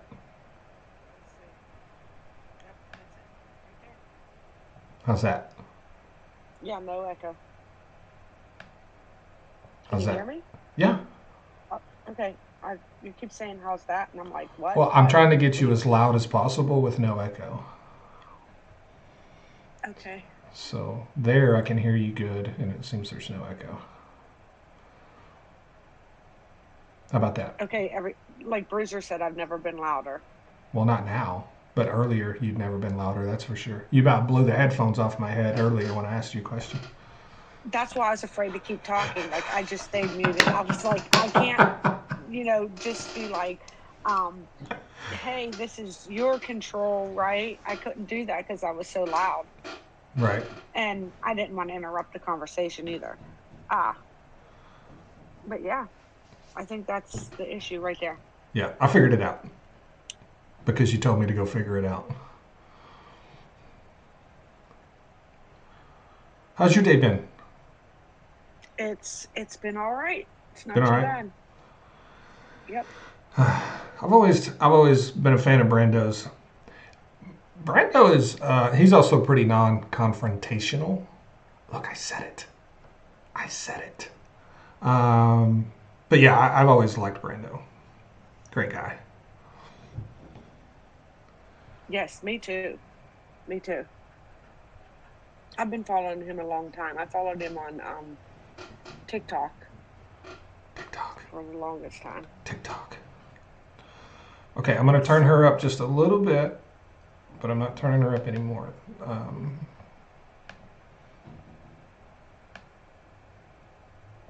Okay. I don't know when they said that I was too low. Oh, they're still saying it. Well, there's two platforms. Half the people say it's Yes, perfect. Half the people say it's too loud. Half the people say it's too low. I agree.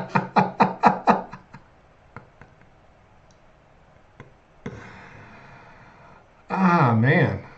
Actually, that's a really good volume right there through TikTok. Because it's a little delay on it, and I just turned my volume up and listened to myself. I hate my voice, but I did it.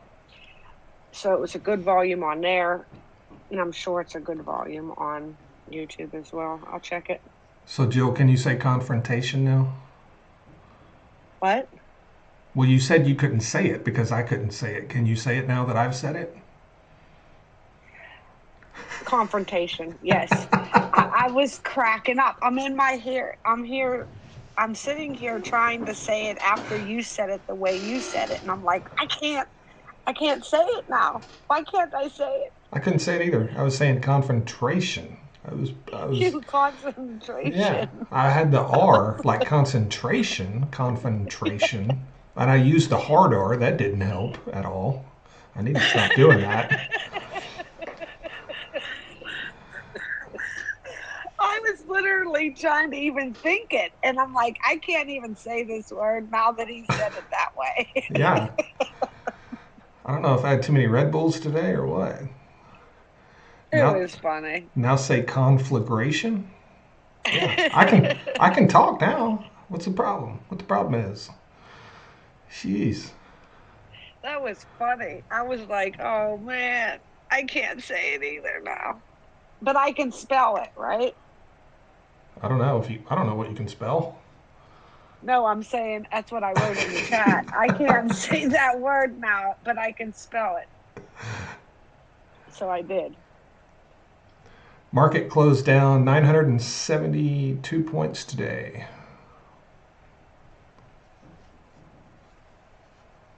Oh yeah. Is Chevron going to drill in the Gulf? I'm sure they're going to drill something in the Gulf. They're not going to drill a lot. I mean, they're always drilling something in the Gulf.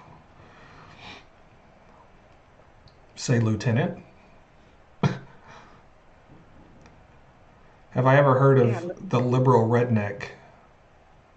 I think I've heard of the liberal redneck. I'm not sure. But yeah, I'm pretty sure I have. There's a lot of names with the word liberal in it, so I might get them confused. I'm pretty sure I've heard of the liberal redneck, but I can't picture him or nothing, but sure I've heard of him.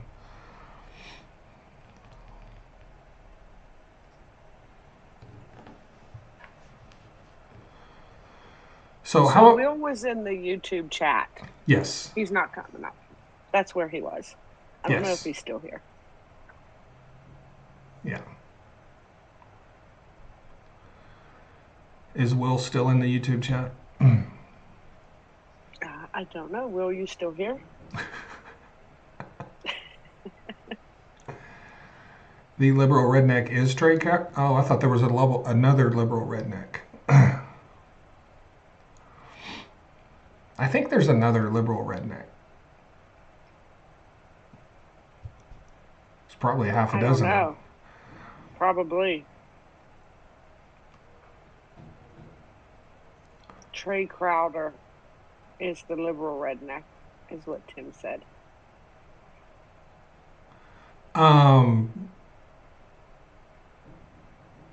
Yeah. Let's talk about 5D chess. 5D chess. Yes. Republicans are now saying that Donald Trump is playing 5D chess. So 4D, he's playing a game. 4D chess It's wasn't good enough, so now they're saying 5D chess. We're probably only weeks away from it being 6D chess. so is 5D chess. Did he get that from getting the vaccine? Well, the larger point is there's only 4Ds. There's no such thing as 5D anything, right? We're talking about dimensions. There's not 5 dimensions. There's only Right. 4, right? Right. There is no such thing as 5D chess. So there's a game called 5D chess, Well, there may be, but there's not 5Ds. but there's no right. Right. That's what I was getting at. Unless, I mean, you can probably find 5Ds on OnlyFans, but in the real world, there's only 4Ds. Well, that's why I was saying, did he get it from getting vaccinated, like the 5G? Maybe they should get vaccinated so they can keep up with his 5D.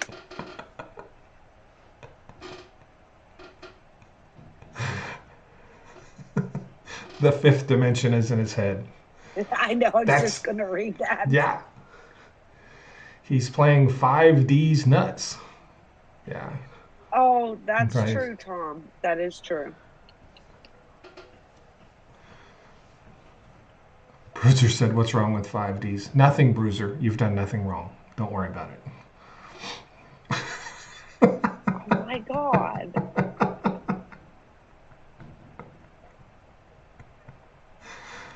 Oh, man.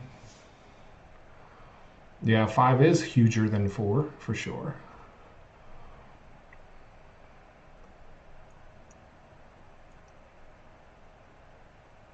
How much ham did you eat So- today, Jill? None. I None? have had no ham today. No yeah, ham? I have no ham. Not yet, no. Are you going to have some? Yes, I'll have it for dinner. See, Bruiser, I just made an assumption about Jill that was correct.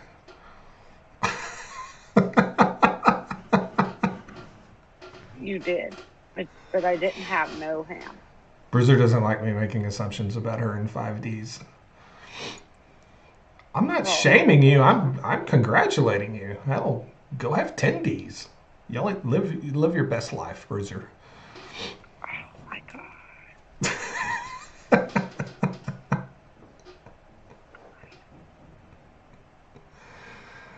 But yeah, that's not a thing. The 5D, because there's only 4Ds. Try explaining that. Bruiser. Yeah, try explaining that to a MAGA. Well, there's no sense because they can't understand anything, apparently. I'm starting to get frustrated with having to deal with them in any level. Mr. G, your chair is squeaky. That actually wasn't my chair. I'm sorry, I farted. Oh, no, you didn't.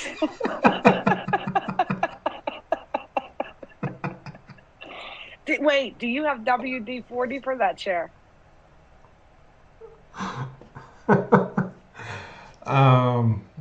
I can get some. I bet I have some in the garage. You probably do. In the garage. Unlike me, who doesn't have any. This chair is So not I at all just- squeaky. I just told my husband the other day that we need some. And he was like, oh, what do you need WD-40 for? And I said, because the doors are squeaking. See how your chair is squeaking? The doors are squeaking. I need it for other things. And he's like, fine, we'll get some. So we're going to get some. We'll have some in the house. Eventually. Drink more water if that's what farts sound like. I don't think that'll help. I don't think that'll help. So you know how YouTube is like a few seconds behind. So I knew you were making the chair squeak, but I look up at YouTube to look at the chat and I see you just bouncing. But you know, we've already passed that conversation, so I was sitting there laughing.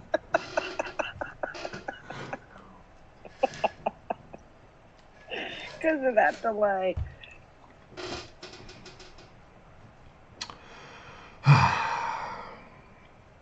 I thought every garage has WD-40. I'm 98% sure I have WD-40 in my garage, yes.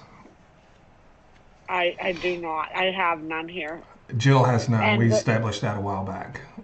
yes, and the year of the Scout is 1972. Whoa. What? Whoa. What? What's my tag number? I don't know your tag number, but I know the year of the Scout.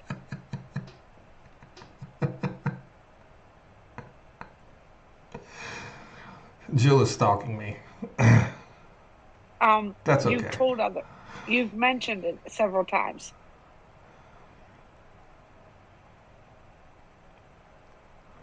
I have. There's two kinds of WD-40. Wait a minute, Tim. You said I have two kinds in my garage.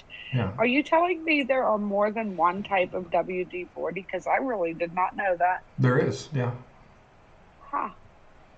Well, what kind do I need for a squeaky door? Just normal WD-40. Okay. Or some blaster. I think I got some blaster out there if I don't have WD-40. I bet you he has some in his van.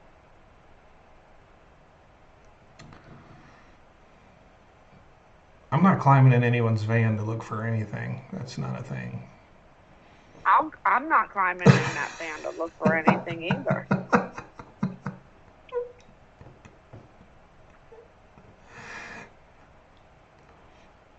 No, thank you. Did J.D. Vance cause the Pope to pass away? I don't know. We can make conspiracy theories about it, right? But do we really want to do that?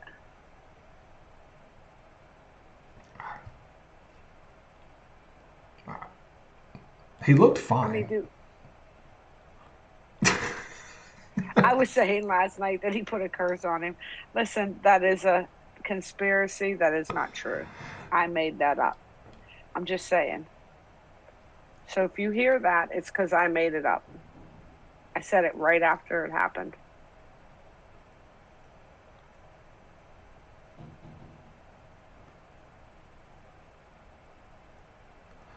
Do I want a piece of candy?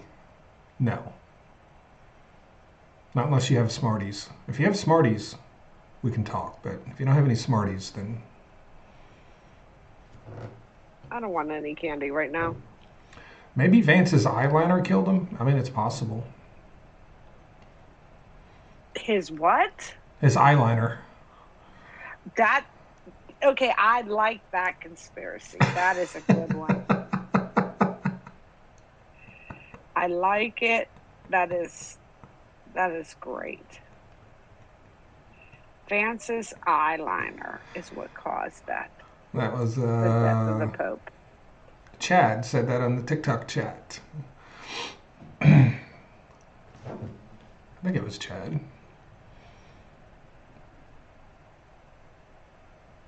No, it was Denise, actually. Okay, well, I like it too. I liked it. How much more of a trade deficit would we have if the Keystone XL was up and running?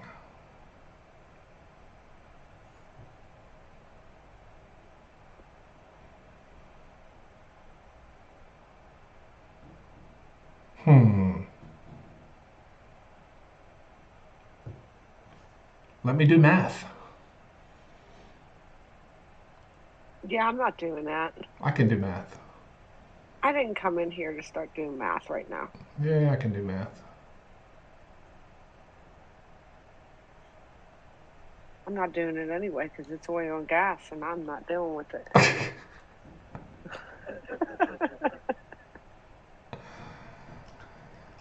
It would add $16 billion to the trade deficit.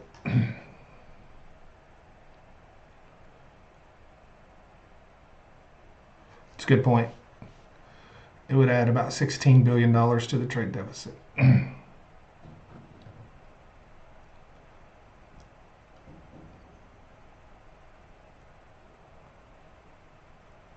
Texas Paul had kind words about... Who is Texas Paul?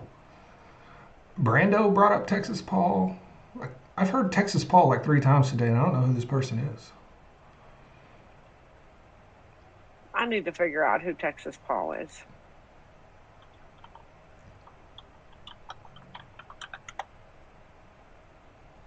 You know, it's crazy. You spend all this time on these platforms, and there's people you don't know. Another Midas Touch. Texas Paul is on YouTube. Well, I don't know a lot of people on YouTube because I just post there. I don't scroll there, you know.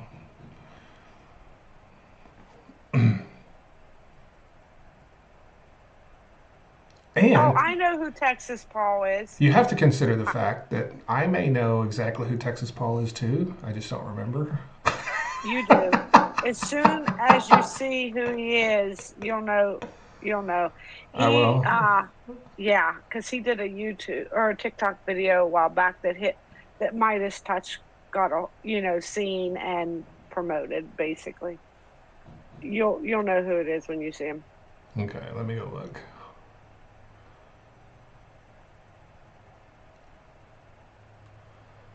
What? Texas Paul.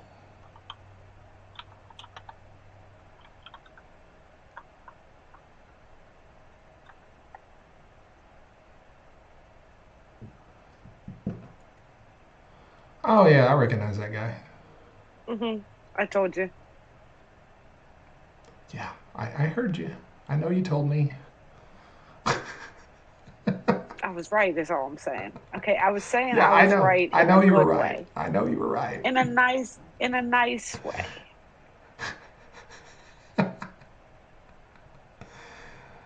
Let me look at him over here. Looked him up on my backup. Let's see if he follows me. Oh, he follows me. I have to follow Texas Paul back. Yes. Yes, Heather, I did.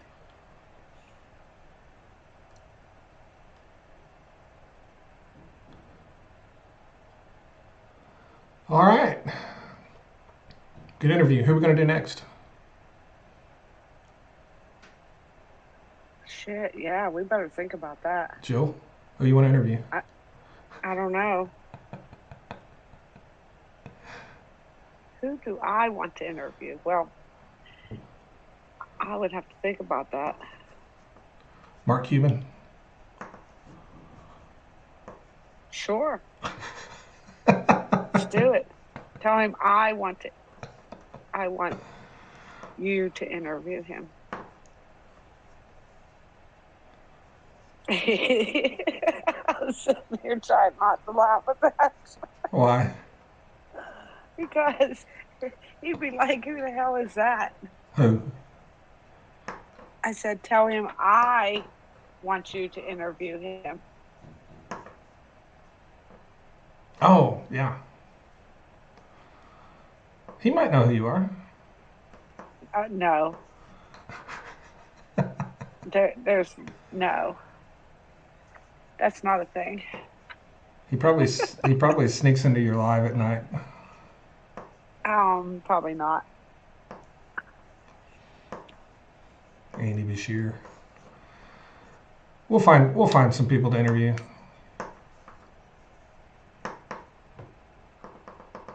Now we got the volume figured out. Yeah, now that I figured out the volume thing, right? I figured it out a while back, okay? In the middle of the live. I did not want to interrupt you. How did I fix it? I don't know how you fixed it on your end. Then how did you figure it out? Then how did you figure it out? I knew that you controlled the volumes. I figured that much out. And then I was like, I think he controls the volumes. I think that's what's happening here.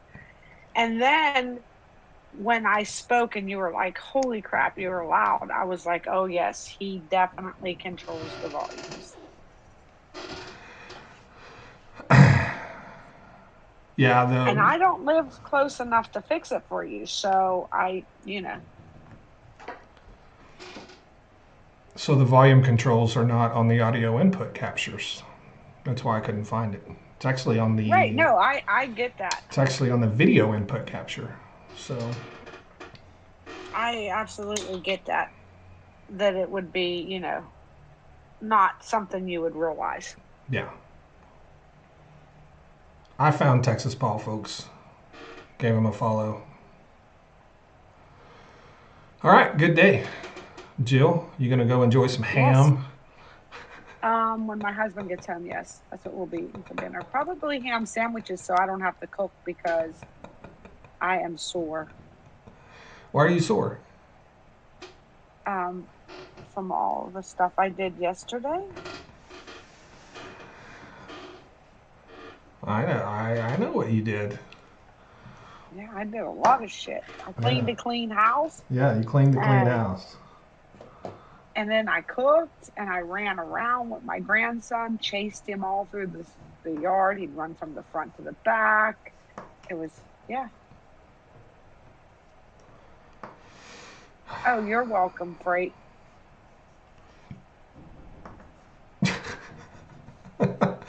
All right, everyone. Thanks for joining us today. We'll be back tomorrow, I'm sure. No live on Wednesday. No live on Wednesday. I have an interview with the guy from Canada. Oh, that's right. Yeah. So, You anyway, have to give me that information. yeah, I'll give it to you. Yeah. All right. Thanks, everybody. Jill? Yep. Thanks everyone for coming, and have a great day.